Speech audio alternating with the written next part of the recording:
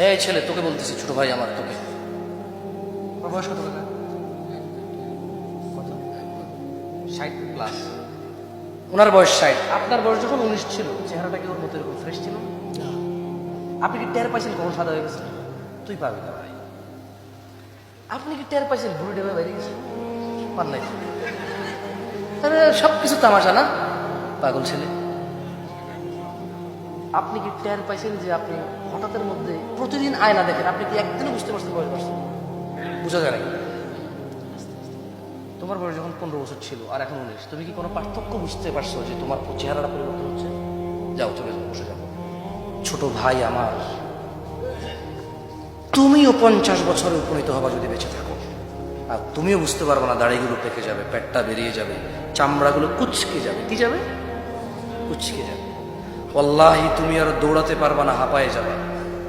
তোমার সন্তান বলবে, আব্বা আপনি কি বুঝেন? যেমনটা তুমি তোমার বাপকে বলো। কেউ ঠেকাইতে পারবে না, তোমার এই যৌবন চলে যাবেই যাবে। তুমি দাড়ি কাটিও না ভাই আমার। আর একটা কথা বলি, কারা কারা মুসলমান হয়ে মরতে চান?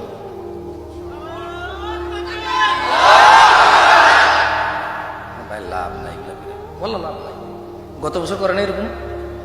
গত বছর করে নাই, আগামী বছর করবে।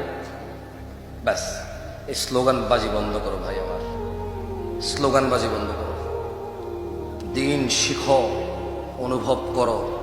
আমি মানি, আমি মানি আমি ফেরেশতা না। আমি মানি আমার চাইতে অনেক উন্নত চরিত্রের মানুষ এখানে আছে, আমি মানি।